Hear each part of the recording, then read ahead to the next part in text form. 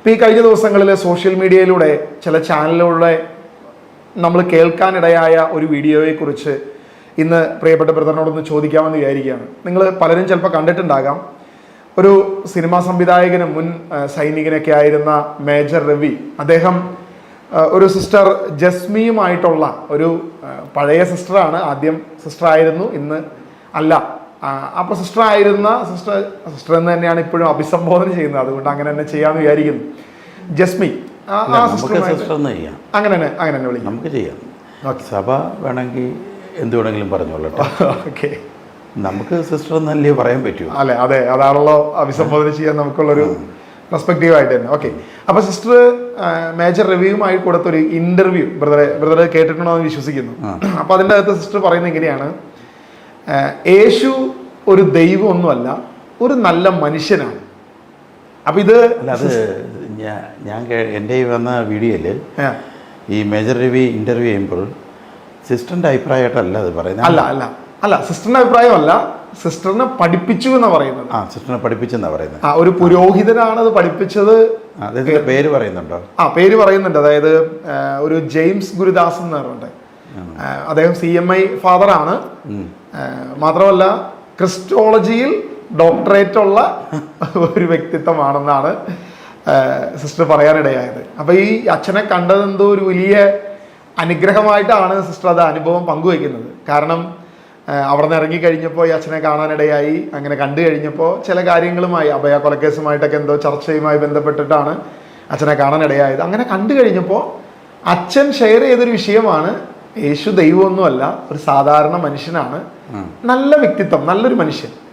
അപ്പൊ ഇങ്ങനെ യേശുവിന് ശിഷ്യന്മാരൊക്കെ ഗാന്ധിയെ പോലെ, അതെ, ശ്രീനാരായണ ഗുരുവിനെ പോലെ, നമ്മൾ ഇന്ന് കാണുന്ന പിന്നെ വിവേകാനന്ദൻ, അദ്ദേഹത്തെയൊക്കെ പോലെ നല്ലൊരു വ്യക്തിത്വം. പുള്ളി ക്രിസ്റ്റോളജിയാണ്. അതെ, ഈ പറഞ്ഞ ആള് CMI ഫാദർ ആണെങ്കിൽ ക്രിസ്റ്റോളജിയിൽ ഡോക്ടറേറ്റ് ഉള്ളത്. അപ്പൊ സിസ്റ്റർ അച്ഛനോട് ചോദിച്ചു എന്നാ പറയുന്നത്, അച്ഛാ ഇങ്ങനെയൊക്കെ പറഞ്ഞു കഴിഞ്ഞാൽ നിങ്ങൾക്ക് പിതാവിന്റെ കയ്യിൽ നിന്നും ബിഷപ്പുമാരുടെ കയ്യിൽ നിന്നും പ്രശ്നങ്ങൾ വരില്ലേ എന്ന് ചോദിച്ചപ്പോൾ അച്ഛൻ പറഞ്ഞു, ബിഷപ്പുമാർക്കൊക്കെ ഇത് അറിയാം, മാത്രമല്ല ഞാൻ ക്രിസ്റ്റോളജിയിൽ ഡോക്ടറേറ്റ് ഉള്ള ഒരാളാണ്. അപ്പം എന്നോട് ചോദിച്ചാൽ എനിക്ക് അതിനുള്ള ഉത്തരവുണ്ട് എന്നാണ്. അപ്പം എൻ്റെ ബിഷപ്പുമാർക്കും ഈ യേശു ഇതറിയാം, ഈ വിഷയം നല്ലൊരു മനുഷ്യനാണ്, അല്ലാതെ പുള്ളി ദൈവമൊന്നുമല്ല. ഈ ഒരു ചിന്ത അവർക്കും ഉണ്ടെന്നാണ് സിസ്റ്റർ അവിടെ പറഞ്ഞു വെക്കുന്നത്. ചുമ്മല്ല പള്ളിക്ക് ധൈര്യത്തോടു കൂടി ഈ ഞാൻ കഴിഞ്ഞ പ്രാവശ്യം കുർബാന തൊഴിലാളികൾ എന്ന് പറഞ്ഞില്ലേ, തൊഴിലാളികൾ എന്ന് പറഞ്ഞു കഴിഞ്ഞാൽ സ്റ്റാഫാണ്. നമുക്ക് ജോലി ചെയ്ത് വേതനം മേടിക്കുക, അതിനെയാണ് തൊഴിലാളികൾ എന്ന് പറയുന്നത്. ഒരു പ്രസ്ഥാനത്തിൻ്റെ സ്റ്റാഫുകളാണ്. അവർക്ക് വേറൊന്നുമില്ല, അവർക്ക് സാലറി ഇട്ട് ചെയ്യാൻ മാത്രം മതി. അവർ പഠിച്ച കാര്യങ്ങൾ അവർ വൃത്തിയായിട്ട് ചെയ്യും. ഇതിൻ്റെ അത് പിന്നെ കുറച്ച് നല്ല പുരോഹിതരെ എനിക്ക് പരിചയമുണ്ട് കേട്ടോ. അത് ആത്മാർത്ഥമായി യേശുവിനെ ധ്യാനിച്ച് യേശുവിനെ ഉൾക്കൊണ്ടുകൊണ്ട് പിന്നെ ഈ അന്ത്യത്താഴം അർപ്പിക്കുന്ന ഒത്തിരി നല്ല പുരോഹിതരുടെ വ്യവസ്ഥ വെച്ച് പറയുകയാണെങ്കിൽ കുർബാന അർപ്പിക്കുന്ന ഒത്തിരി പുരോഹിതരുണ്ട്. ഞാൻ ധ്യാനിപ്പിക്കുന്ന സമയത്ത് കത്തോലിക്ക സഭയിൽ പല പള്ളികളിലായിട്ട് ധ്യാനിപ്പിക്കുന്ന സമയത്ത് തന്നെ ഞാനതിൽ ഇതിനോടൊന്നും ഒരു താല്പര്യം ഇല്ലാത്തതിനെയും കണ്ടിട്ടുണ്ട്. പക്ഷേ അമിതമായി കുമ്പസാരക്കൂട്ടിലൊക്കെ മണിക്കൂറോളം ഇരിക്കുന്ന, അമിതമായി ഇരിക്കുന്ന അച്ഛനെ കണ്ടിട്ടുണ്ട്. അതിൽ ബൈജു ബ്രദറിനെ അറിയാം, ഞങ്ങളത് എപ്പോഴും സംസാരിക്കുന്നതാണ്, നമ്മുടെ എഗിയ ബൈജു ബ്രദറുണ്ട്. അദ്ദേഹത്തിൻ്റെ ഇടവക അച്ഛനായിരുന്നു, ഞാൻ ഇന്നും ഓർക്കുന്നുണ്ട്. അതൊരു ബദനി ആശ്രമത്തിലെ സന്യാസ സമൂഹത്തിൽപ്പെട്ട ഒരു അച്ഛനായിരുന്നു. അദ്ദേഹം ഭയങ്കര ഭക്തനായിരുന്നു. അങ്ങനെ നമുക്കറിയാം, ഇപ്പോൾ ഈ അടുത്ത സമയത്ത് കണ്ടില്ലേ, ഇടവക എല്ലാം ഈ വക ഇടയെല്ലാം ഒഴിവാക്കിക്കൊണ്ട് ഈ വക ഇടയിൽ നിന്നെല്ലാം ഒഴിവായി ഒരു മനുഷ്യൻ കണ്ടില്ലേ, വിജനമായ സ്ഥലത്ത് പോയിരുന്ന് പ്രയർ ചെയ്യുന്ന കണ്ടില്ലേ, അതേ ഒരു ഇടവക അച്ഛനായിരുന്നു. അപ്പോൾ അങ്ങനെയുള്ളവരുണ്ട്, ഒത്തിരി അങ്ങനെയുള്ളവരുണ്ട്. ഇങ്ങനെ കുറച്ച് തൊഴുത്തിക്കുത്തികളും ഇതിൻ്റെ അകത്തുണ്ട്. അതാണ് നമുക്ക് ഇപ്പം എല്ലാ മേഖലയിലും നല്ലവരുമുണ്ട്, എല്ലാ മേഖലയിലും മോശം ആൾക്കാരുണ്ട്. പക്ഷേ ഈ മോശം ആൾക്കാർ സ്പ്രെഡ് ചെയ്യുന്നത് അതാണ് തീ കത്തുന്നത്. നല്ലവർ ശാന്തമാണ്. ലോകം മുഴുവൻ അറിയുന്ന, ലോകം മുഴുവൻ ഈ മോശം ആൾക്കാർ. അതുകൊണ്ടാണ് നമ്മളിതിൽ ഇറങ്ങേണ്ട വരുന്നത്. ഈ മോശം ആൾക്കാർ, ഈ കളയുണ്ടല്ലോ, കളയെ വളർത്തി കഴിഞ്ഞാൽ പുളിമാവാണത്. അത് നല്ലതിനെയും കൂടെ പുളിപ്പിക്കുമെന്ന് ഈശോ പറയുന്നുണ്ട്. അതാ പറഞ്ഞത്, നല്ല ഈ പ്രാർത്ഥനയുള്ള ആൾക്കാരൊക്കെ അമ്മമാരെന്തോ കാണിക്കട്ടെ എന്ന് പറഞ്ഞുകൊണ്ട് മാറിപ്പോയിരുന്ന് പ്രാർത്ഥിച്ചുകൊണ്ട് ഒത്തിരി വിശുദ്ധരായ അവർ വിശുദ്ധരെ ദൈവമാണ് തീരുമാനം എടുക്കുന്നത്. പക്ഷെ നമ്മളെ സംബന്ധിച്ച് വലിയ ക്രിസ്തുവിൻ്റെ കൂടെ നിൽക്കുന്ന കുറേ പേരുണ്ട്, എല്ലാ സഭയിലും ഉണ്ട്. എനിക്ക് പേഴ്സണലി അറിയാവുന്ന ഒരാളുണ്ട്, മലമോളിൽ മാത്രം ജീവിക്കും, മലമോളിൽ മാത്രം 80 വയസ്സിന് മുകളിൽ പ്രായമുള്ള അച്ഛനോട് നമ്മൾ എന്തെങ്കിലും അഭിപ്രായങ്ങൾ ചോദിച്ചു കഴിഞ്ഞാൽ, ഇപ്പൊ സഭയിലെ കാര്യങ്ങളൊക്കെ ചോദിച്ചു കഴിഞ്ഞാൽ അച്ഛൻ ചെറിയൊരു ചിരിയിരിക്കും, ഒരു എസ്കേപ്പ് അടിക്കത്തില്ല, അവർ പറയത്തില്ല. അപ്പോൾ ഞാൻ പറഞ്ഞു വരുന്നത്, ഇങ്ങനെയുള്ള ആൾക്കാരുമുണ്ട്. അത് പക്ഷേ നമ്മളെന്തുകൊണ്ടാണ് ഇത് ഇടപെടേണ്ട വരുന്നതെന്ന് പറഞ്ഞാൽ, ഈ കള വളരാൻ അനുവദിക്കരുത്. ഇങ്ങനെയുള്ള കളകളെ മുളയിലെ നുള്ളിയില്ലെങ്കിൽ പുതിയ തലമുറ, അതായത് നമ്മൾ തന്നെ നേടുന്ന ആൾക്കാരുടെ കയ്യിൽ സോഷ്യൽ മീഡിയയിൽ ഇത് ചെന്ന് കയറുന്നത്. നമ്മൾ എത്രയോ കഷ്ടപ്പെട്ട് രാപ്പകൽ കിടന്ന് വിയർപ്പൊഴുകിയിട്ടാണ് നമ്മളൊരു ആത്മാവിനെ നേടിയെടുക്കുന്നത്. ഈ ഒരു നിമിഷ നേരം കൊണ്ട് ഇങ്ങനെയുള്ള കളകളുടെ പ്രസ്താവനകൾ അവരുടെ മുമ്പിൽ ചോദിച്ചെന്നെ ഇട്ട് കൊടുക്കും. അപ്പോൾ അവർക്ക് വേണ്ടിയിട്ടെങ്കിലും നമ്മളൊരു ലൈവ് ഇടേണ്ടത് ആവശ്യമാണ്. തീർച്ചയായിട്ടും. അല്ലാതെ അവരെ നന്നാക്കാൻ അവരുടെ പോപ്പ് ഫ്രാൻസിസ് പോപ്പുണ്ട്, അദ്ദേഹം നന്നാക്കിക്കോളും. നമ്മൾ നേടിയ കുറേ ആൾക്കാരുണ്ട്, അവർ നഷ്ടപ്പെട്ടു പോകരുത്. അവർക്ക് വേണ്ടിയിട്ടാണ് നമ്മൾ സംസാരിക്കേണ്ടത്. എന്നിട്ട് ഇവരെന്തോ പറഞ്ഞു, ഇവർക്ക് എന്തെങ്കിലും മെസ്സേജ് ഉണ്ടായോ? സിസ്റ്റർ ജസ്മി, ഈ സിസ്റ്റർ പറഞ്ഞപ്പോൾ ആദ്യം പറഞ്ഞൊരു കാര്യമുണ്ട് ബ്രദറെ, അതായത് എൻ്റെ പേര് ജസ്മി എന്നാണ്. അപ്പോൾ അത് എങ്ങനെ എഴുതണം എന്നുള്ളത് എപ്പോഴും പിള്ളേരെ പഠിപ്പിക്കാറുണ്ട്. JESMI, ജസ്മി, അതായത് ജീസസും ഞാനും എന്ന ആശയമാണ് ജസ്മി. അപ്പൊ ക്രിസ്തുവും ഞാനും എന്ന് പറയുന്ന ഒരു രീതിയിൽ അങ്ങനെയാണ് എപ്പോഴും പറയുന്നത്. അപ്പൊ ആ സ്പെല്ലിങ് അങ്ങനെ തന്നെ പറയണം എന്നൊക്കെ പറഞ്ഞിട്ടാണ് സിസ്റ്റർ അങ്ങനെ പറയുന്നത്. അപ്പോ അത്രത്തോളം തൻ്റെ പേരിനോട് പോലും ജീസസിനോട് ബന്ധമുണ്ടെന്ന് പറയുന്ന ഈ വ്യക്തിയാണ് പറയുന്നത്. പിന്നീട് പറഞ്ഞു വരും, അതായത് ജീസസിലുള്ള വിശ്വാസത്തെക്കുറിച്ച് പറയുമ്പോൾ യേശു ദൈവമൊന്നുമല്ല, നല്ലൊരു മനുഷ്യനാണ് എന്ന് പറയുന്നു. അതിനകത്ത് ഏറ്റവും രസകരം, സിസ്റ്ററിൻ്റെ മുമ്പിൽ കുറേ കാലം കഴിഞ്ഞപ്പോൾ, അതായത് ഇതൊക്കെ തിരിച്ചറിഞ്ഞു തുടങ്ങിയപ്പോൾ, കുറച്ച് സിസ്റ്ററിൻ്റെ ഭാഷയിൽ പറഞ്ഞ കുറച്ച് വെളിവ് വന്നു തുടങ്ങിയപ്പോൾ, പ്രേം നസീറിൻ്റെ ശബ്ദത്തിൽ വന്നിട്ട് യേശു തന്നെ പറഞ്ഞു എന്നാണ് പറയുന്നത്, മണ്ടിപ്പെണ്ണേ, ഞാൻ ദൈവമൊന്നുമല്ല എന്ന് പ്രേം നസീറിൻ്റെ എനിക്ക് ആ ശബ്ദം എടുക്കാൻ അറിയത്തില്ല, അങ്ങനെ പറഞ്ഞു എന്ന് സിസ്റ്റർ പറയുന്നത്. അപ്പൊ പ്രേം നസീർ പറയുന്ന പോലെ തന്നെ പറഞ്ഞു എന്നാണ് സിസ്റ്റർ പറയുന്നത്. ആലുമൂടന്റെ ശബ്ദമല്ലായിരുന്നു, പ്രേംനസീറിന്റെ ആയിരുന്നു. അങ്ങനെ സിസ്റ്റർ പറഞ്ഞത്. അല്ലേ? കുറച്ചുകൂടി എന്നെയൊക്കെ കുറച്ചുകൂടി സ്വന്തമായിട്ട് ബ്രദറിന് അറിയാം.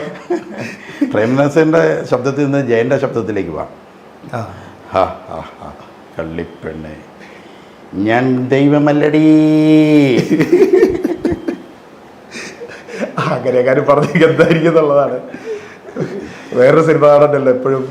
അതാ ഞാൻ പറഞ്ഞേ, ഈ ജസ്മിയെ വിട്ടേക്കാം, അത് വിട്ടേക്കാം. പക്ഷെ അവരോട് പറഞ്ഞത് സത്യമാണ്. പറഞ്ഞത് ഇപ്പം നമുക്ക് വേണമെങ്കിൽ ഇങ്ങനെ ചിന്തിക്കാം, അവർ ഉടായി പഠിച്ചിറക്കിയത്, അച്ഛന്മാരൊന്നും അങ്ങനെ പറഞ്ഞിട്ടില്ലെന്ന്. അച്ഛന്മാരുടെ പേരിൽ പറഞ്ഞ അവർ ഉടായി കിട്ടത്തോളൂ. ഇത് ആരോടാ, എനിക്ക് പേഴ്സണലി അനുഭവമുണ്ട്. അതുകൊണ്ടാണ് ഞാൻ ഈ വിഷയം എടുത്തത് തന്നെ. ഞാനൊരു അച്ഛനെ ഇപ്പോൾ എങ്കിലും അത് ഓപ്പൺ ചെയ്തില്ലെങ്കിൽ, ഞാൻ ആരുടെയും പേര് പറയത്തില്ല, കാരണം ഞാൻ മൂലം ആരും വ്യക്തിപരമായിട്ട് അപമാനം വെക്കാൻ എനിക്ക് താല്പര്യമില്ല. അതുമല്ല, അത് ചെയ്യുന്നത് ശരിയല്ല. പക്ഷെ ഞാനൊരു സംഭവം പറയാം, പക്ഷെ ഞാൻ ദൈവത്തിൻ്റെ മുമ്പിൽ വെച്ച് ഞാൻ പറയുന്ന കാര്യങ്ങൾ സത്യമാണ്. ഞാനൊരു അച്ഛൻ്റെ കൂടെ എൻ്റെ ഒരു 24 വയസ്സിൽ ഞാൻ അച്ഛൻ്റെ കൂടെ ഇങ്ങനെ പ്രസംഗിച്ച് സ്തുതിപ്പും ദർശനപരങ്ങളൊക്കെ ഉപയോഗിച്ചുകൊണ്ടിരിക്കുന്ന ഞാനാണ്. അത് കഴിഞ്ഞ് ഈ അച്ഛൻ കയറി പ്രസംഗം നടത്തും. ഫസ്റ്റ് ആരാധന നടത്തും, അതിൻ്റെ കൂട്ടത്തിൽ ഈശോയുടെ മെസ്സേജ് ജനത്തിന് പാസ് ചെയ്യും. ഇതാണ് എൻ്റെ ജോലി. അത് കഴിഞ്ഞാൽ ഈ അച്ഛൻ്റെ വചനപ്രഘോഷണമാണ്. ഇതാണ്.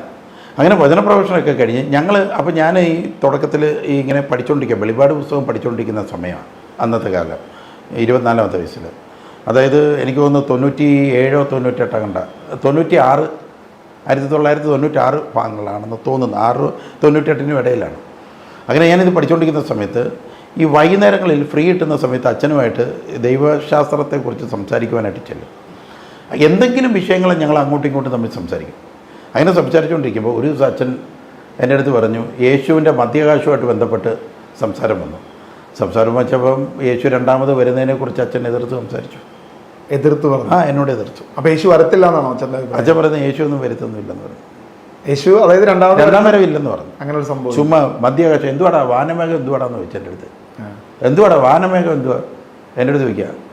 ശരി, ഞാനാണെങ്കിൽ പിന്നെ എല്ലാ വർഷവും ഫ്ലൈറ്റ് യാത്ര ചെയ്യുന്ന, ഒരുപാട് ഫ്ലൈറ്റ് യാത്ര ചെയ്യുന്ന ആളാണ്.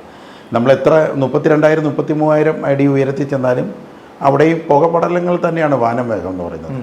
അപ്പോൾ അച്ഛൻ ചോദിക്കുന്നത് ഈ പുകയിൽ എന്തുവാടാ യേശു എങ്ങനെയാണോ വരുന്നത് എന്ന് പറഞ്ഞുകൊണ്ട് അച്ഛൻ ചോദിക്കുകയാണ്. അവസാനം അച്ഛൻ്റെ ഒരു വാലറ്റ് ഉണ്ടായിരുന്നു. ഞാൻ അച്ഛനോട് ഭയങ്കരമായിട്ട് തർക്കിച്ചു. പക്ഷേ അച്ഛൻ എന്നെ ക്രോസ് ക്വസ്റ്റ്യൻ ചെയ്ത് എന്നെ അടിച്ച് താറയിട്ടു. എനിക്ക് മറുപടി പറയാൻ പറ്റില്ല, കാരണം അന്ന് പഠിച്ചു വരുന്ന സമയമായിരുന്നു. അങ്ങനെ ഇപ്പോൾ ഈ വാലറ്റും ഞാനുമായിട്ട് തർക്കമായി. അച്ഛൻ്റെ കൂടെ എപ്പോഴും ഒരു സ്റ്റെപ്പിനി കാണുമല്ലോ, അപ്പോൾ ആ സ്റ്റെപ്പിനി ഞാനുമായിട്ട് തർക്കമായിട്ട് ബസ് സ്റ്റാൻഡ് വരെ തർക്കിച്ചു വന്നു. അത് കഴിഞ്ഞ് അപ്പോൾ അദ്ദേഹം ഒരു സുവിശേഷകനാണ്. അപ്പോൾ ഞാൻ പറഞ്ഞു, ഇനി മേലാൽ നീയുമായിട്ട് ഞാൻ സുവിശേഷ വേലയിൽ ഏർപ്പെടത്തില്ല. യേശുവിൻ്റെ ഞാൻ അച്ഛനോടും പറഞ്ഞു, അച്ഛനുമായിട്ട് ഇനി ചെയ്യത്തില്ലെന്ന് പറഞ്ഞു. അങ്ങനെ അന്ന് അച്ഛനിൽ നിന്ന് ഒഴിവായി. പിന്നെ ഈ സുവിശേഷകന് പിന്നെ അവനുമായിട്ട് ഒരുമിച്ച് ഇന്നേവരെ പിന്നെ വർക്ക് ചെയ്തിട്ടില്ല. യേശുവിൻ്റെ വരവില്ലെന്ന് പറഞ്ഞാൽ അവരുമായിട്ട് വർക്ക് ചെയ്തിട്ടില്ല. സുവിശേഷ വേല കൊണ്ട് എന്ത് ഗുണമാണുള്ളത്?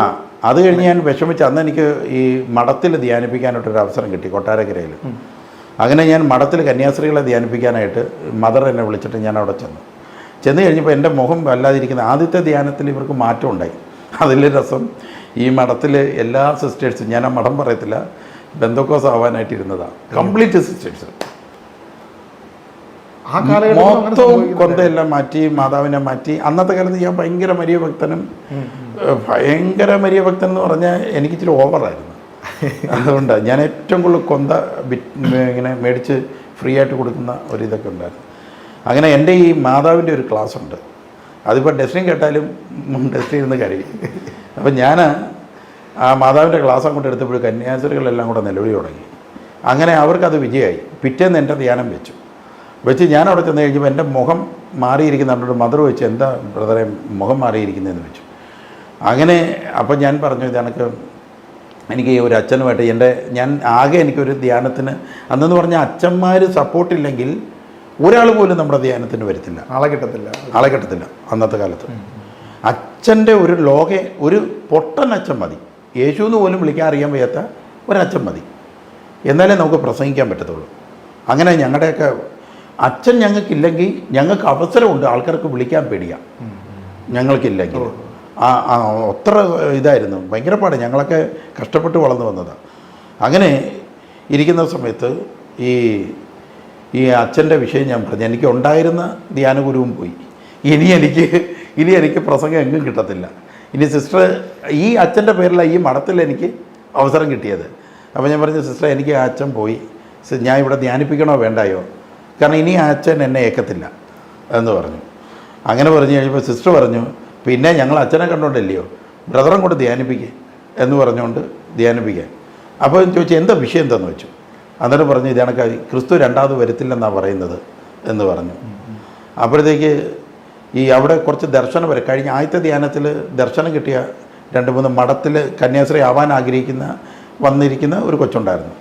ആ കൊച്ചു പോയി അവിടെ ഈ തിരുവോസ്തി എഴുന്നള്ളിച്ച് വെച്ചിട്ടുണ്ട്. സക്രാരിയുടെ മുമ്പിൽ പോയി, കത്തോലിക്ക സഭയിൽ നമുക്കറിയില്ല സക്രാരി എന്ന് പറയും. സക്രാരിയുടെ മുമ്പിൽ പോയി അവൾ മുട്ടുമേ നിന്ന് പ്രാർത്ഥിച്ചു. അവൾക്കൊരു വെളിപാടുണ്ടായി. ആ വെളിപാട് ഇതാണ്, ഈ ഒരു വൈദികൻ ഇങ്ങനെ തിരുവോസ്തി ഉയർത്തുന്ന വെളിപാടാണ്. ഇത് മാത്രമേ അവർക്ക് ഉണ്ടായുള്ളൂ. അവൾ വന്നിട്ട് എൻ്റെ അടുത്ത് വന്നിട്ട് പറഞ്ഞു, ബ്രദറെ എനിക്ക് ഇങ്ങനെ ഒരു തിരുവോസ്തിയാണ് എന്നെ കാണിച്ചത്, ഈ ചോദ്യത്തിന് ഉത്തരമായിട്ട് കാണിച്ചതാണെന്ന് പറഞ്ഞു. അപ്പം ഞാനത് വെച്ചപ്പോൾ എനിക്ക് സംഭവം മനസ്സിലായി. കാരണം കുർബാന ചൊല്ലുന്നവർക്ക് ക്രിസ്തുവിൻ്റെ രണ്ടാം വരവ് വരെയും ഇത് ചൊല്ലിയേ പറ്റത്തുള്ളൂ. രണ്ടാം വരവ് കഴിഞ്ഞാൽ പിന്നെ ഈ കുർബാനയുടെ ആവശ്യമില്ല. എൻ്റെ വരവ് വരെ നിങ്ങളിത് ചെയ്യുക. എനിക്ക് ഉത്തരം കിട്ടി.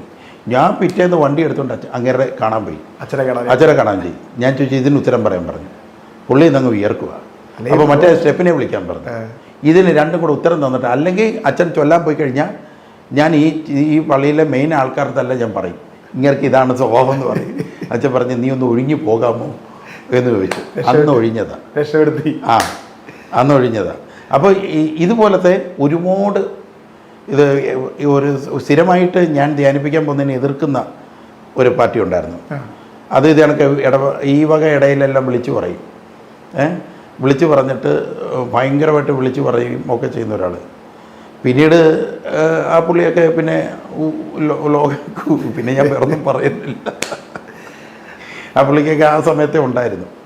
അപ്പോൾ ഇവരെന്തുകൊണ്ടാണ് യേശു ദൈവമല്ലെന്ന് പറയുന്നതിൻ്റെ കാരണം എന്താണെന്ന് പറഞ്ഞാൽ ഇവരെ അപ്പോൾ ഇത്രയും എൻ്റെ ഒരു ഇതൊന്നുമല്ല, ഒത്തിരി അനുഭവമുണ്ട്. ഇതൊന്നുമല്ല, ഇതൊന്നും വിശ്വാസമില്ലാത്ത ഒത്തിരി പേരെ ഞാൻ എൻ്റെ ലിസ്റ്റിൽ കണ്ടിട്ടുണ്ട്. അതുകൊണ്ടാണ് ഞാൻ ഇവർ പറയുന്നത് വിശ്വസിക്കുന്നത്, അല്ലാതല്ല. സിസ്റ്ററിന്റെ അഭിപ്രായം മാത്രമല്ല, എനിക്ക് നേരിട്ട് അനുഭവമുണ്ട്. അതുകൊണ്ടാണ് ഞാൻ ഓഗിക്കാറ്റിൻ്റെ ആ മലയാറ്റൂർ പ്രവചനം കഴിഞ്ഞപ്പോൾ കേരളത്തിലെ ഒരു ബിഷപ്പ് എന്നെ വിളിച്ചു, പേഴ്സണലായിട്ട് വന്നതാണ്. ഞാൻ അദ്ദേഹത്തിൻ്റെ പേര് പറയത്തില്ല. അത് നല്ലൊരു ഒരു മനുഷ്യനാണ്. ഞാൻ ഇന്നേ വരെ അദ്ദേഹം നല്ലപോലെ പ്രാർത്ഥിക്കുന്നത് കണ്ടിട്ടുള്ളത്. ഇന്നേ വരെ എന്ന് പറഞ്ഞാൽ ആ നിമിഷം വരെ. ഇപ്പോൾ എനിക്ക് നല്ല പേഴ്സണൽ പ്രയറായിട്ടുള്ള ഞാൻ നല്ല ബഹുമാനിക്കുന്നത് ഇന്നും. അതുകൊണ്ടാണ് ഞാൻ അദ്ദേഹത്തിൻ്റെ പേരെങ്ങും ഉപയോഗിക്കാത്തത്. ഞാൻ ഉപയോഗിച്ച അദ്ദേഹത്തിൻ്റെ ഒരു തലവേന വേണ്ട. അപ്പം അതേ എന്നെ കാണണമെന്ന് പറഞ്ഞിട്ട് ഞാൻ ചെന്ന് കഴിഞ്ഞപ്പോൾ ഞങ്ങൾ തമ്മിൽ ഇതെല്ലാം ചോദിച്ചത്, എങ്ങനെയാണ് ദർശനം കിട്ടുന്നത്, പ്രവചനം എങ്ങനെയാണ് കിട്ടിയത്, സംഭവം ഒന്ന് പറയാവോ എന്നൊക്കെ ചോദിച്ച് ഞാൻ കാര്യങ്ങളെല്ലാം പറഞ്ഞു, എനിക്ക് ഇങ്ങനെയാണ് സംഭവിച്ചതെന്ന് പറഞ്ഞു. അത് കഴിഞ്ഞ് അദ്ദേഹം പറഞ്ഞു ഞാൻ പ്രാർത്ഥിക്കാം. ബിഷപ്പ് പറഞ്ഞ് ഞാൻ പ്രാർത്ഥിക്കാം. അവസാനം അദ്ദേഹം എൻ്റെ അടുത്ത് ചോദിച്ചു, ഈ സഭയെക്കുറിച്ച് ഇനി എന്തെങ്കിലും ഈശോ പറഞ്ഞിട്ടുണ്ടോ എന്ന് ചോദിച്ചു. കാരണം പബ്ലിക്കായിട്ട് പറയണ്ട, ഒന്നെങ്കിൽ പിന്നെ എന്നോട് വന്ന് പറയുക, അല്ലാന്നുണ്ടെങ്കിൽ നമ്മുടെ മാറിപ്പോയൊരു പ്രധാനപ്പെട്ട ഒരു ബിഷപ്പുണ്ട്, അദ്ദേഹത്തോട് പറയുക, ഞാൻ അദ്ദേഹത്തെ പരിചയപ്പെടുത്തി തരാം, എൻ്റെ കൂടെ വാ, നമുക്ക് എറണാകുളത്ത് പോവാം, അദ്ദേഹത്തെ കാണാം, ഞാൻ വിളിച്ച് പറയാം. അങ്ങനെ എനിക്ക് സഭയുടെ വാതിലുകൾ ഭയങ്കരമായിട്ട് തുറന്നു തന്നായിരുന്നു അദ്ദേഹം. അപ്പം ഞാൻ ഈ ജീസസ് വിഷൻ വിട്ട് പോകാനായിട്ട് എനിക്ക് ഒട്ടും പറ്റിയിട്ടില്ലായിരുന്നു. കാരണം ഡെഷൻ ബ്രദറിന് അറിയാമല്ലോ, നമുക്ക് ചിന്തിക്കാനേ പറ്റത്തില്ല. അതുപോലെ നമ്മൾ നേടിയ ആൾക്കാരെ, കാരണം ബിഷപ്പ് വിചാരിക്കുന്നത് ഈ അവിടെയുള്ള ഈ കരിസ്മാറ്റിക് പ്രാർത്ഥനക്കാരുടെ വ്യവസ്ഥയിലായിരിക്കും അവർ പക്ഷേ കണ്ടത്. പക്ഷെ നമ്മുടേത് അതല്ല, സമുദ്രം പോലെ ആത്മാക്കളെ നമ്മൾ നേടിയിട്ടുണ്ട്. അപ്പം ഞാൻ അതുകൊണ്ട് അദ്ദേഹത്തോട് പറഞ്ഞു, ഈ ഒരു കാര്യം മാത്രം ഒഴികെ ബാക്കി എന്ത് പറഞ്ഞാലും അനുസരിക്കാമെന്ന് പറഞ്ഞു. അപ്പോൾ അദ്ദേഹം പറഞ്ഞത് കണക്ക്, അപ്പോൾ എന്താണ് സഭയെക്കുറിച്ച് ഈശോ പറയാനുള്ളത് എന്താണ്? അന്നേരം ഞാൻ പറഞ്ഞു, ബിഷപ്പ് എന്നോട് ദേഷ്യപ്പെട്ടിട്ടില്ലെങ്കിൽ ഞാൻ ഒരു സത്യം തുറന്ന് പറയാം. പല അച്ഛന്മാർക്കും പല ബിഷപ്പുമാർക്കും യേശു ദൈവമാണെന്നുള്ള വിശ്വാസം ഇല്ലെന്ന് പറഞ്ഞു. അദ്ദേഹം മേലെ ഇങ്ങനെ പറയരുതെന്ന് ഒരു വാക്ക് എന്നോട് പറഞ്ഞില്ല. അദ്ദേഹം പറഞ്ഞ് പ്രാർത്ഥിക്കണമെന്ന് പറഞ്ഞു. അപ്പോൾ പിതാവിനും അത് അറിയാം, ബിഷപ്പിന് അറിയാം, പ്രാർത്ഥിക്കണമെന്ന് പറഞ്ഞു. ഞാൻ ഈ പറയുന്നത് വള്ളി പുള്ളി തെറ്റില്ല, പ്രാർത്ഥിക്കണമെന്ന് പറഞ്ഞു. അതുകൊണ്ടാണ് ഇവർ കാസായം, ഈ സമരക്കുർബാന, ഓണക്കുർബാന ഇവരൊക്കെ ഇത്ര ധൈര്യത്തോടുകൂടി നടത്തുന്നതിൻ്റെ കാരണം ഇതാണ്. ഇനി ഞാനിത് പറയുമ്പോൾ, അല്ലെങ്കിൽ ഡെഷൻ ബ്രദർ ഇത് പറയുമ്പോൾ വരുന്നൊരു വിഷയം എന്താണെന്ന് പറഞ്ഞാൽ, അവന്മാർ പൊട്ടന്മാർ, അവന്മാർക്ക് ഒന്നും അറിയത്തില്ല. അത് കുറച്ച് അടിമകൾ അങ്ങനെ ഇങ്ങനെ കുറേ ഇവന്മാരിങ്ങനെ വിശ്വസിച്ച് ഇങ്ങനെ നടക്കുന്നു. അങ്ങനെ വിചാരിക്കുന്ന ഒരു അച്ഛനേക്കാളും പഠനം ഈ ടീമിലുള്ളവർ നടത്തിയിട്ടുണ്ട്. അത്രയും ഞങ്ങൾ പറയുന്നുള്ളൂ. വേറെ പൊക്കലൊന്നും ഓടിക്കാനായിട്ടില്ല. കൃപയാൽ കർത്താവ് കൃപയാൽ അതിനേക്കാൾ പഠനം. ഇപ്പം നിങ്ങൾ അങ്ങനെ ആരെങ്കിലും ആരോപണം നടത്തുവാണെങ്കിൽ നിങ്ങൾ പഠിച്ചതിനേക്കാൾ കൂടുതൽ പഠനം ഈ ടീമിലുള്ളവർ പഠിക്കുന്നുണ്ട്, പഠിച്ചുകൊണ്ടും ഇരിക്കുക ഇപ്പോഴും. അത് ഓർത്തുകൊള്ളുക. ശരി, നമുക്ക് ഇത് മനസ്സിലായോ ഇത് ചോദിച്ചത്? അപ്പോൾ ഡെഷൻ ബ്രദറിൻ്റെ അഭിപ്രായത്തിൽ മനുഷ്യനായ ഒരു ദൈവമാണ്. ഇതിങ്ങനെ പറയുന്നതിൻ്റെ കാരണം എന്താണെന്നറിയോ? എന്തുകൊണ്ടാണ് ഇങ്ങനെയുള്ള ബിഷപ്പുമാരും യേശു രണ്ടാം വരവ് വരുത്തില്ല ഇങ്ങനെയൊക്കെ പറയുന്നതിൻ്റെ കാരണം എന്താണെന്നറിയോ? അതായത് ഇവരെ എനിക്ക് തോന്നുന്നു ബ്രദറെ, ഈ രണ്ടാം വരവ് വരുത്തില്ലെന്ന് പറഞ്ഞ ഒരാളെ, അത് അയാൾ ഇന്ന് അച്ഛനല്ല, ലോഹോരി കുടുംബജീവിതമായിരിക്കും ഒരു പക്ഷേ, വേറെ രീതിയിൽ പിടിച്ചു. വേറൊന്നും ഞാൻ പറയുന്നില്ല. അപ്പോൾ രണ്ടാം വരവ് വരാത്തതിൻ്റെ കാരണം മനസ്സിലായി.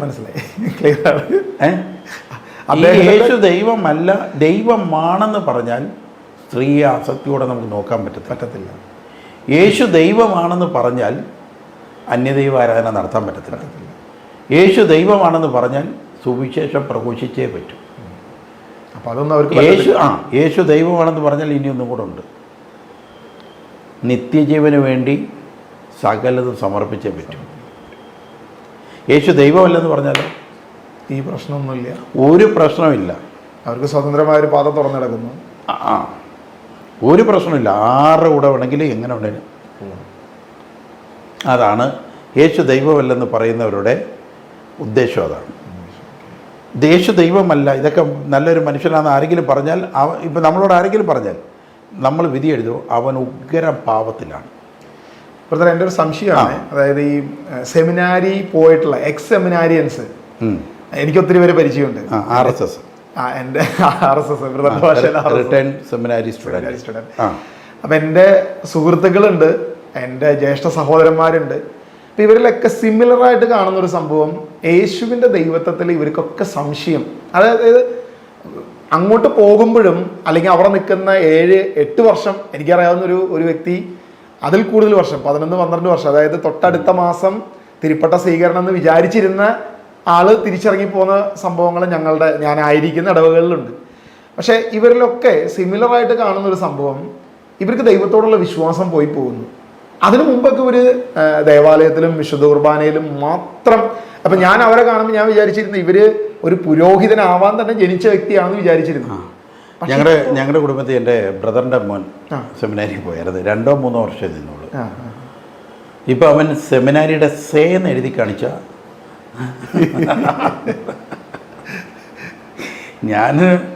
ഞാൻ വിട്ടപ്പോഴേ ഞാൻ വൈഫിൻ്റെ അടുത്ത് പറഞ്ഞു, പോയാണെങ്കിൽ ഇവൻ തിരിച്ചു വരുമെന്ന് പറഞ്ഞു. ബൂബറാക്ക് പോലെ തിരിച്ചെത്തി.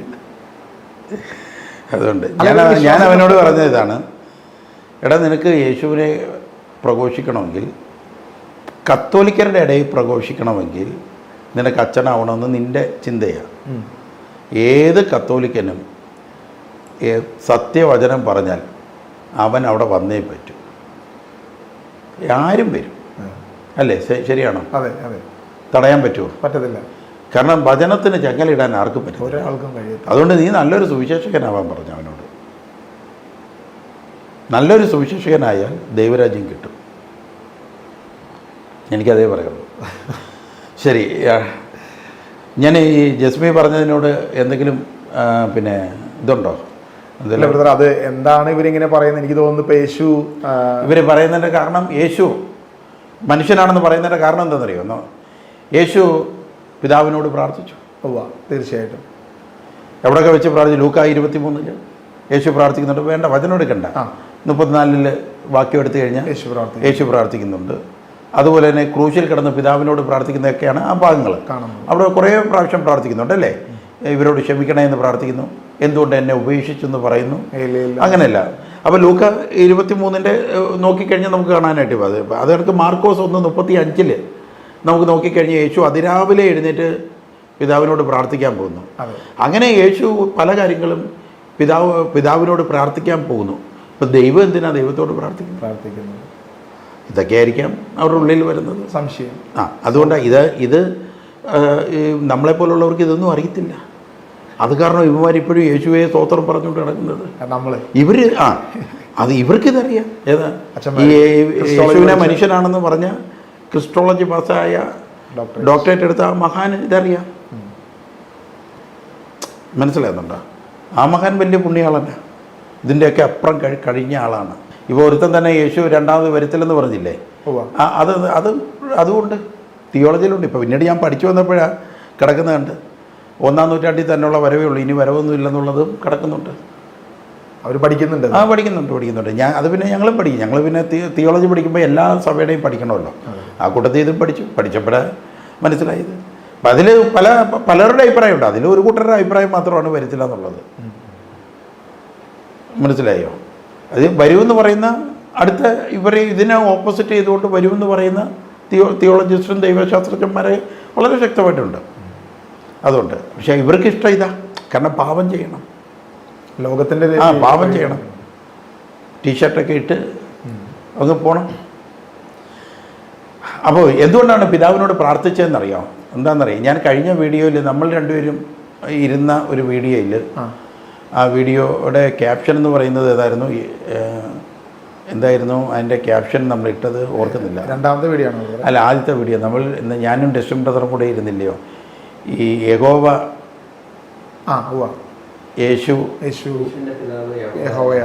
എങ്ങനെ യേശുവിൻ്റെ പിതാവ് യഹോവയാണ്, യേശുവിൻ്റെ പിതാവ് യഹോവയാണോ എന്നുള്ള അതിൻ്റെ അകത്ത് ഞാൻ വളരെ വ്യക്തമായി യേശു കുഞ്ഞാടാണെന്നുള്ളതും ബലിയാടാണെന്നുള്ളതും ക്ലിയറായിട്ട്, അതിൻ്റെ അകത്ത് ക്ലിയറായിട്ട് അത് മാത്രം കേട്ടാൽ മതി. എന്താണ് യേശു ഭൂമിയിൽ വന്ന വചനം എന്താണ് ഇത് വ്യക്തമായിട്ടുണ്ട്. ഇനി അത് ആവർത്തിച്ച് കഴിഞ്ഞാൽ ലൈവ് പിന്നെയും ടൈം പോകും നമുക്ക്. അപ്പോൾ അത് കേട്ടിട്ടില്ലാത്തവർ അതൊന്ന് കേൾക്കണം. പിന്നെ ഈ ടെൽ ദ ട്രൂത്തിൽ അത് വളരെ വ്യക്തമായിട്ട് കിടപ്പുണ്ട്. ഇതിലത് ക്രൂശിൽ കിടന്ന യേശുവിനോട് യേശുവിന് വളരെ വ്യക്തമായിട്ട് ഒരു ബലിയർപ്പണം നടത്തണമെങ്കിൽ അതിൻ്റെ അകത്ത് 3 കൂട്ടം കാര്യങ്ങൾ അതിൻ്റെ അകത്ത് ഉണ്ടാവണം. 1 ബലിയാട്, 2 പുരോഹിതൻ. പുരോഹിതന് പ്രാർത്ഥന ആവശ്യമാണ്. ബലിവസ്തു അറക്കപ്പെടണമെങ്കിൽ പുരോഹിതൻ പ്രാർത്ഥിക്കണ്ടേ? പ്രാർത്ഥന ആവശ്യമാണ് അല്ലേ? കറക്റ്റ് അല്ലേ? ജനത്തിന് വേണ്ടിയും തനിക്ക് വേണ്ടിയും പ്രാർത്ഥിക്കണം പുരോഹിതൻ പ്രാർത്ഥിക്കണം. ബലിയർപ്പണം നടത്തണമെങ്കിൽ പുരോഹിതൻ ആർക്കൊക്കെ വേണ്ടി പ്രാർത്ഥിക്കണം? ജനത്തിന് വേണ്ടിയും പ്രാർത്ഥിക്കണം, തനിക്ക് വേണ്ടിയും പ്രാർത്ഥിക്കണം. എന്നാലേ പിന്നെ ദൈവം സ്ഥാപിച്ച ബലിയർപ്പണം ആവത്തുള്ളൂ.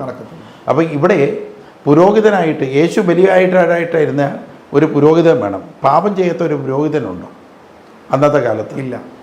ഒരു പുരോഹിതനും ഇല്ല. ഒരു ജനമുണ്ടോ? ഒരാൾ പോലും ഇല്ല പാപം ചെയ്യാത്ത. അപ്പോൾ പുരോഹിതൻ ആരാകണം? ക്രിസ്തു തന്നെ ആകണം. ദൈവം തന്നെ പുരോഹിതനാകണം. അതാണ് അത്. ഇവിടെ ഈ വ്യവസ്ഥയിലാണ് അത് നടന്നിരിക്കുന്നത്. അപ്പോൾ പ്രാർത്ഥിച്ചേ പറ്റൂ. യേശു തന്നെ പുരോഹിതനും യേശു തന്നെ ബലിവസ്തുവാണെങ്കിൽ യേശു പ്രാർത്ഥിച്ചേ പറ്റത്തുള്ളൂ. അതാണ് പിതാവിനോട് അതിപ്പോൾ മനസ്സിലാക്കണമെങ്കിൽ നമ്മുടെ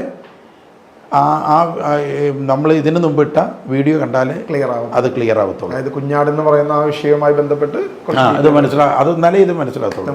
പ്രാർത്ഥിച്ചേ പറ്റത്തുള്ളൂ. ക്രിസ്റ്റോളജി അനുസരിച്ച് പ്രാർത്ഥിക്കാത്ത ഒരു ബലിയർപ്പണം നടക്കത്തില്ല.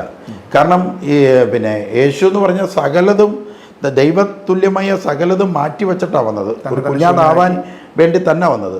അതേസമയം അദ്ദേഹത്തിൻ്റെ അകത്തൊരു പുരോഹിതനുമുണ്ട്. അപ്പോൾ പുരോഹിതൻ ജനത്തിന് വേണ്ടിയും പ്രാർത്ഥിച്ചേ പറ്റൂ, തനിക്ക് വേണ്ടിയും പ്രാർത്ഥിച്ചേ പറ്റൂ. തനിക്ക് വേണ്ടി പ്രാർത്ഥിക്കുക എന്ന് പറഞ്ഞ പിതാവേ ഈ പാനപാത്രം എന്നിൽ നിന്ന് അകലണമേ. അതിനർത്ഥം എന്താണെന്ന് പറഞ്ഞാൽ സങ്കീർത്തകൻ പറയുന്നുണ്ട്, നിൻ്റെ സ്വന്തം ഇഷ്ടത്താലല്ല ദൈവത്തിൻ്റെ ഇഷ്ടത്താലായിരിക്കണം ബലിയർപ്പണം നടക്കേണ്ടത്. അതുകൊണ്ട് യേശുവിൻ്റെ ഇഷ്ടത്താലല്ല പിതാവിൻ്റെ ഇഷ്ടത്താൽ ബലിയർപ്പണം നടക്കണം എന്ന ആ പ്രവചന നിവൃത്തിയാണ് ഗെത്സമനി നടക്കുന്നത്. മനസ്സിലായോ? അത് നമ്മുടെ ആൾക്കാർക്ക് മനസ്സിലാവും തോന്നുന്നു അല്ലേ? ഇത്രയില്ലേ? അതായത് ഞാനിപ്പോൾ പറയാം ഞാൻ ബലിയർപ്പണത്തിന് തയ്യാറാണ് എന്ന് പറഞ്ഞു തന്നാൽ അത് ആരുടെ ഇഷ്ടമാണ്? സ്വന്തം ഇഷ്ടമായി. പക്ഷേ ഇത് എന്നിൽ നിന്ന് ഒഴിവാക്കണേ എന്ന് പറഞ്ഞാൽ ഇത് ആരുടെ ഇഷ്ടമായി? പിതാവിൻ്റെ ഇഷ്ടമായി. അത് സങ്കീർത്തനത്തിൻ്റെ പ്രവചന പൂർത്തീകരണമാണ്. മനസ്സിലായോ? അത് ഹെബ്രായ ലേഖനത്തിൽ അതിന് 5 പറയുന്നുണ്ടല്ലോ, തൻ്റെ ഐഹിക ജീവിതകാലത്ത് ക്രിസ്തു മരണത്തിൽ നിന്ന് തന്നെ രക്ഷിക്കാൻ കഴിവുള്ളവനോട് കണ്ണീരോടും വലിയ വിലാപത്തോടും കൂടെ പ്രാർത്ഥനകളും യാചനകളും സമർപ്പിച്ചു. പ്രാർത്ഥനകളും യാചനകളും സമർപ്പിച്ചു. ഒരു പുരോഹിതൻ, അത് ഒരു പുരോഹിതന്റെയാണ്. തനിക്ക് വേണ്ടിയും ജനത്തിന് വേണ്ടിയും പ്രാർത്ഥിക്കണം. അതാണ് അത്. ഈ പിന്നെ അങ്ങനെ പ്രാർത്ഥിച്ചില്ലെങ്കിൽ അത് ബലിയർപ്പണമല്ല. ഇപ്പൊ ഞാൻ അത് ഉൾക്കൊള്ളത്തില്ല എന്നെ സംബന്ധിച്ച്. കാരണം പഴയത് പൂർത്തീകരിക്കണമെങ്കിൽ ഇതെല്ലാം നടന്നേ പറ്റും. അത് ഇത് നടക്കാൻ വേണ്ടിയിട്ടാണ് യേശു ദൈവത്തിന്റെ രൂപത്തിലായിരുന്നിട്ടും അത് വേണ്ടെന്ന് വെച്ച് ദാസരൂപത്തിൽ വന്നത്. ഇത് നടക്കാൻ വേണ്ടിയിട്ടാണ്. അത് മനസ്സിലായോ? യോഹന്നാൻ 5:19 ഒന്ന് വായിക്കാമോ? യോഹന്നാൻ 5:19. യോഹന്നാൻ 5:19 യേശു പറഞ്ഞു, സത്യം സത്യമായി ഞാൻ നിങ്ങളോട് പറയുന്നു, പിതാവ് ചെയ്ത് കാണുന്നതല്ലാതെ പുത്രന് സ്വന്തം ഇഷ്ടമനുസരിച്ച് ഒന്നും പ്രവർത്തിക്കാൻ സാധിക്കുകയില്ല. അങ്ങനെ ഒരു ഇതിലാണ് പുത്രൻ വന്നത്. പുത്രൻ വന്നത് സ്വന്തം ഇഷ്ടപ്രകാരം ഒരു വക ചെയ്യത്തില്ല എന്നുള്ള ദാസരൂപം എടുത്താ വന്നത്. ഈ ദാസരൂപം എന്ന് പറഞ്ഞാൽ മനുഷ്യൻ്റെ മുമ്പിലല്ല, ദൈവത്തിൻ്റെ മുമ്പിലാണ് ദാസരൂപം വന്നിരിക്കുന്നത്. ഇവിടെ വന്നപ്പോൾ തന്നെ യേശു അത്യുന്നതനായ ദൈവം എന്ന് പറയുമ്പോൾ അറിയാലോ, സർവ്വവ്യാപി. കഴിഞ്ഞ പ്രാവശ്യം ഞാൻ ആ വീഡിയോയിൽ പറഞ്ഞു തന്നത് ആ സർവ്വവ്യാപിയായ താൻ തന്നെയായ അതിനോട് തുലനം ചെയ്യാതെ ഈ ആണ്ട് നേരത്തെ സജ്ജമാക്കിയ ശരീരം ഇവിടെ ഭൂമിയിലേക്ക് വന്നപ്പോൾ എങ്ങനെ വന്നു? ഈ ദൈവത്തിൻ്റെ ദാസ അവതാരം എടുത്തു വന്നു, താഴ്ന്ന അവതാരം എടുത്തു വന്നു. ഇപ്പം മനസ്സിലായോ? സർവ്വവ്യാപിയായ ഒരു ശക്തി, ആ ശക്തിയിൽ നിന്ന് എന്തുണ്ടാക്കുന്നു? ഒരു മാംസം ഉണ്ടാക്കുന്നു. അത് ആ മാംസം ഏതാണ്? ബലിയാടാണ്. ഇത് നേരത്തെ എവിടെ ഉണ്ടാക്കി വെച്ച? ദാവീദിൻ്റെ കാലത്ത് തന്നെ സ്വർഗത്തിൽ റെഡിയാക്കി വെച്ചു. സമയമായപ്പോൾ ആരിൽ കടന്നു വരുന്നു? മാതാവിൽ വന്ന് അത് ഈ തൻ്റെ ശുശ്രൂഷയ്ക്കായി ഭൂമിയിൽ പറക്കുന്നു. ഈ വന്നപ്പോൾ അതെങ്ങനെ വന്നു? ദാസരൂപം. ആരുടെ മുമ്പിൽ ദാസനായി? മനുഷ്യരുടെ മുമ്പിലല്ല, ദൈവത്തിന്റെ മുമ്പിൽ. ഏതെങ്കിലും മനുഷ്യന്റെ മുമ്പിൽ ദാസനായിട്ടുണ്ടോ? ഹെരോദോസിന്റെ മുമ്പിലോ, ഫരിസേയന്റെ മുമ്പിലോ, പുരോഹിതന്റെ മുമ്പിലോ, ശാസ്ത്രിമാരുടെ മുമ്പിലോ, ആരുടെയെങ്കിലും മുമ്പിൽ യേശു ദാസനായിട്ടുണ്ടോ? ഇല്ല. ആരുടെ മുമ്പിലാണ് ദാസനായത്? പിതാവിന്റെ മുമ്പിൽ ദാസനായി തീർന്നു. പിതാവിന്റെ മുമ്പിൽ ദാസനായി. ഇപ്പൊ ദാസൻ ആയിക്കഴിഞ്ഞാൽ സമത്വം ഉണ്ടോ? അല്ല, സമത്വത്തിൽ നിന്ന് താഴോട്ട് ഇറങ്ങി താഴെ വന്നു. അപ്പൊ സമത്വം ഉണ്ടോ? ഇല്ല. അപ്പോൾ ഇവിടെ എന്ത് ചെയ്യണം? എന്നാലേ ബലിയർപ്പണം നടക്കത്തുള്ളൂ. അപ്പോൾ ഇവിടെ എന്ത് ചെയ്യണം? സാധാ ഒരു മനുഷ്യർക്ക് വേണ്ടി പ്രാർത്ഥിക്കണം. പുരോഹിത ശുശ്രൂഷ എങ്ങനെയാണോ അതുപോലെ ചെയ്യണം. ആ പ്രവചന പൂർത്തീകരണം അല്ല അതിൽ തന്നെയാണ്. അതുകൊണ്ടാണ് ക്രിസ്റ്റോളജിയിൽ ഞങ്ങൾ നോക്കുന്ന റൂട്ട് ഇതാണ്. ഞാനൊക്കെ നോക്കുന്ന റൂട്ട് ഇതാ. ഈ റൂട്ടിൽ എവിടെയെങ്കിലും മിസ്റ്റേക്ക് വന്നാലേ ഞങ്ങൾ കളയത്തുള്ളൂ. ഇവർ ഇതൊന്നും അറിയാത്തവർ തിരിച്ചാ. ഞങ്ങൾ നോക്കുന്നത് ഇതിൻ്റെ അകത്തൂടെ ഈ ലെവൽ വെച്ച് ജീസസിനെ അളക്കുമ്പോൾ എല്ലാ മേഖലയിലും ജീസസ് പക്ക. നമുക്ക് ഒരു മിസ്റ്റേക്ക് പോലും അതിലില്ല. ആണ് പൗലോസ് ഫിലിപ്പി ലേഖനത്തിൽ തന്നെ ദൈവത്തിന്റെ സമാനത നിലർത്താതെ താഴെ ഇറങ്ങി വന്നു. അതെ. അപ്പൊ പിതാവുമായിട്ട് മാത്രമാണ് ദാസരൂപം എന്നുള്ളത്. പിതാവുമായിട്ട് മാത്രമാണ് വ്യക്തമാണ്. വ്യക്തമാണ് ദാസരൂപമായിരിക്കുന്നത്. പിതാവുമായിട്ട് എന്ന് പറഞ്ഞാൽ പിതാവിന്റെ മുമ്പിൽ കുഞ്ഞാടാകണ്ടേ? കുഞ്ഞാട് ആകണമെങ്കിൽ എന്ത് ചെയ്യണം? ഈ യജമാന്റെ മുമ്പിൽ ഒരു ദാസനെ പോലെയല്ലേ കുഞ്ഞാട് ആ കൂട്ടിൽ 3 ദിവസം കിടക്കുന്നത്. 3 ദിവസം മാറ്റി വെക്കും. നാലാം ദിവസം പകുതിയാകുമ്പോൾ 3.5 ദിവസം ആകുമ്പോഴാണ് അറക്കപ്പെടുന്നത്. പുറപ്പാട് പുസ്തകത്തിൽ വായിച്ചു നോക്കിയോ? 3 ദിവസം മാറ്റി നിർത്തുക. സൂര്യൻ അസ്തമയത്തിന് ശേഷമല്ലേ അറക്കേണ്ടത്? അറക്കുമ്പോൾ എത്രയായി? 3.5 ദിവസമായി. സൂര്യ അസ്തമയം കഴിഞ്ഞാൽ പിറ്റേ ദിവസമായി 3.5 ദിവസമായി. 3.5 ഇതിലാണ് അറക്കപ്പെടുന്നത്. നമ്മുടെ പുറപ്പാടിൻ്റെ കണക്കനുസരിച്ച് ഈ വൈകുന്നേരത്തെ ഒരു ദിവസം തുടങ്ങുന്നത്. ഇപ്പം ഇവരെ മാറ്റുന്നത് പകലാണ്, അര ദിവസത്തിലാണ് മാറ്റുന്നത്. 3.5 ദിവസമാണ് ആടിനെ മാറ്റുന്നത്. അതാ യേശു ക്രിസ്തു 3.5 ദിവസം 3.5 വർഷം വർക്ക് ചെയ്തിട്ട് അറക്കപ്പെട്ടത്. അതാണ് എല്ലാത്തിനും ഒരു ശകലം പോലും വ്യത്യാസമില്ല. ക്രിസ്റ്റോളജി കറക്റ്റാണ്. യേശു ഇങ്ങനെ ആയില്ല എന്നുണ്ടെങ്കിൽ ഞാൻ വിശ്വസിക്കത്തില്ല. അതാ എൻ്റെ സത്യം. ഇങ്ങനെ തന്നെ പോകുന്നതാണ് കറക്റ്റ് ദൈവത്വം എന്ന് പറയുന്നത്. നമ്മൾ പരിശോധിക്കുന്ന മാനദണ്ഡം നമ്മൾ ഈ രീതിയിലാണ് വരുന്നത്. ഇവർ പോകുന്നത് ദൂരെ നിന്ന് ഔട്ട്സൈഡിൽ നിന്ന് ഇങ്ങനെ നോക്കുന്നത് കൊണ്ടാണ് ഇത് മനുഷ്യനാണെന്ന് തോന്നുന്നത്. അതുകൊണ്ടാണ് മറ്റേ ക്രിസ്റ്റോളജി ഡോക്ടറിൽ നിന്ന് കേട്ടപ്പോൾ തൊഴുതത്. അല്ല, ഇവർക്ക് ഈ താടിയും മുടിയുള്ള യേശുവിനല്ലേ അറിയത്തുള്ളൂ. ഇവർ ചെയ്ത ഏറ്റവും വലിയ ഇപ്പം തന്നെ ഒരു സംഭവം അത് പറഞ്ഞപ്പോഴേ ഞാൻ ഓർക്കുന്നത്. ഒരു പെൺകുട്ടി, അവൾ എനിക്കൊന്ന് വെസ്റ്റേൺ സിംഗറാണ്. അപ്പോൾ അവൾ യേശു ഒരു വാതിൽ തുറന്നാൽ അതിൻ്റെ വെസ്റ്റേൺ ആക്കി അവൾ പാടിപ്പോൾ ഇച്ചിരി കൂടിപ്പോയി. ഒരു 25 പൈസ കൂടി അതേ ഉള്ളൂ. അവൻ തുറന്നിടും ഇന്ന് അതൊക്കെ വെസ്റ്റേൺ ആൾക്കാർക്ക് മാത്രമേ അത് എടുക്കാൻ പറ്റൂ. അതൊരു വെസ്റ്റേൺ പോപ്പ്, അതായത് ആ പാട്ടിൻ്റെ മെലഡിയെ പോപ്പാക്കി അവൾ മാറ്റി. പോപ്പ് സോങ്ങിന് യൂസ് ചെയ്യുന്ന സ്റ്റൈലത് മാറ്റിയിട്ട് പിന്നെ ആ രീതികളെല്ലാം ഒരു വല്ലാത്ത രീതിയായിപ്പോയി. ശാന്തമായി നിന്ന് പിന്നെ ഈ വെള്ള ചുരിദാറും വെള്ള ഇതൊക്കെ ഇട്ട് ഒരു ഷാളൊക്കെ ഇട്ട് ഈ കുലുങ്ങാതെ നിന്ന് ഇതേ സ്റ്റൈലിൽ പാടിയായിരുന്നു ഈ ബെസ്റ്റ് ഗാനം എന്ന് പറഞ്ഞാൽ. ബോഡി ലാംഗ്വേജ് ഇച്ചിരി പ്രശ്നമായപ്പോഴാണ് ആയെന്ന് തോന്നുന്നു. പക്ഷെ അതിനേക്കാളും ഡേഞ്ചർ എന്ന് പറഞ്ഞാൽ ഇവളുടെ പാട്ടിന് അനുകൂലമായി അതിൻ്റെ താഴെയായിട്ട് യൂറോപ്പിലെ ഏതാണ്ട് ഒരുത്തൻ ഈ താടിമുടിയുള്ള യേശുവിൻ്റെ രൂപമാണെന്ന് പറയുന്ന ഒരാളുടെ വേഷം ധരിച്ചിട്ട് അതിൻ്റെ ഡാൻസ് ഉണ്ട്. അതിൻ്റെ ഡാൻസ് അടിയിലിട്ട്. ഇപ്പം ഇവിടെ പാട്ടും ഈ പുള്ളിയുടെ ഡാൻസ് എന്ന് പറഞ്ഞാൽ ബ്രേക്ക് ഡാൻസാണ്. റോക്കാണ് ഈ യേശുവിൻ്റെ താടിയും ഈ ചുവന്ന ലോക ഇട്ടാണ്. ഇതാണ്. പിന്നെ പിന്നെ അങ്ങ് ട്രോളിൻ്റെ മേൽ ട്രോൾ. പിന്നെ അറിയാലോ ഈ ക്രിസ്തീയ വിരോധമുള്ള കുറേ എണ്ണം ഇറങ്ങിയിട്ടുണ്ട്. പിന്നെ ഇത് വെച്ച് ആ കുഞ്ഞിനിപ്പോൾ ഞാനിപ്പോൾ അത് പറയുന്നില്ല. പക്ഷെ അവൾ കുറച്ച് ഒരു സ്പിരിച്വൽ മൂവ്മെൻ്റ് ഉണ്ട് സ്റ്റേജിൽ നിൽക്കുമ്പോൾ. അത് അവൾ വരുത്തണമായിരുന്നു.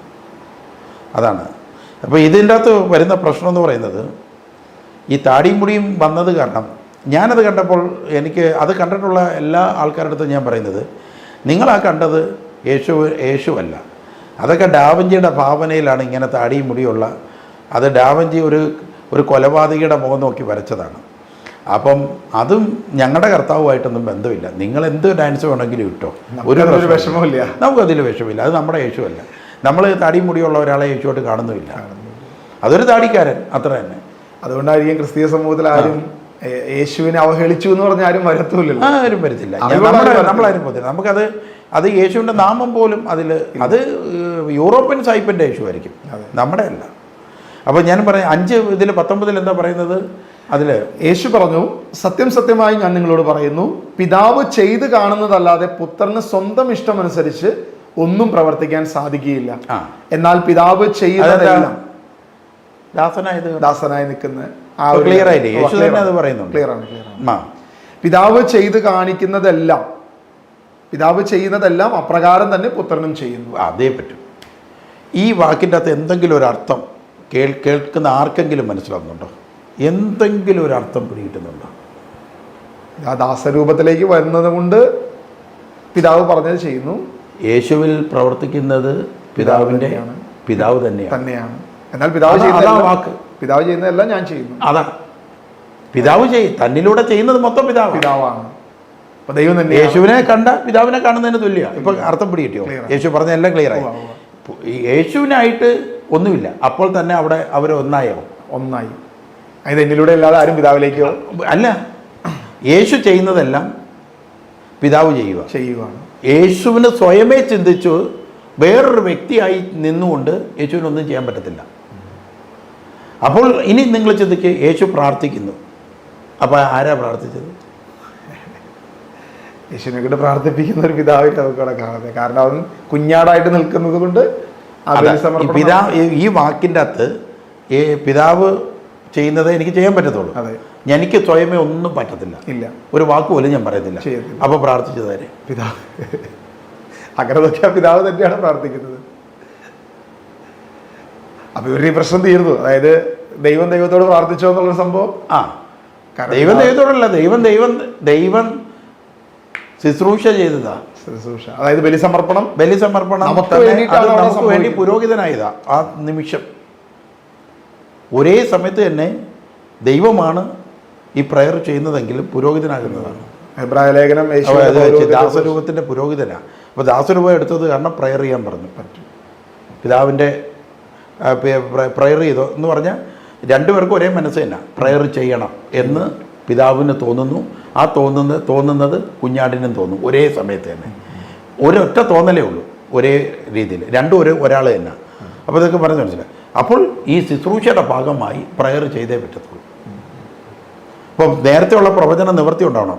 സ്വന്തം ഇഷ്ടപ്രകാരം എടുക്കാൻ പറ്റത്തില്ല, എല്ലാം പിതാവിൻ്റെ ഇഷ്ടപ്രകാരമേ പറ്റത്തുള്ളൂ.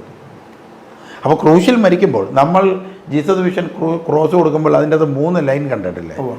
എന്താ 3 ലൈൻ? ക്രൂശിൽ യേശു കൊല്ലപ്പെടുകയും പിതാവ് നോക്കിക്കൊണ്ട് നിൽക്കുകയും ചെയ്യുന്ന ഇതല്ല. അവിടെ മരണമേൽക്കുന്നത് ഈ വചനം, സർവശക്തനായ ദൈവം, യേശു ക്രിസ്തു, എല്ലാവരും അതിൻ്റെ അകത്ത് പങ്കാളിയാവുകയാണ്. ആ ബലിയിൽ 3 പേരും ഉണ്ട്. കുഞ്ഞാടിൻ്റെ ബലിയാണ് നടക്കുന്നത്. പക്ഷെ ആ 3 പേരും സർവശക്തനാണല്ലോ, സർവ്വവ്യാപിയാണല്ലോ. പക്ഷെ 3 പേരും ആ ബലിയിൽ ക്രൂശിലുണ്ട്. അതുകൊണ്ടാണ് നമ്മുടെ ട്രിനിറ്റി ക്രോസ് കുരിശാണ് നമ്മൾ കൊടുക്കുന്നത്. നമ്മൾ സാധാ ക്രോസ് വെക്കാറില്ല. നമ്മൾ വെക്കുന്ന കുരിശ് അങ്ങനെയാണ്.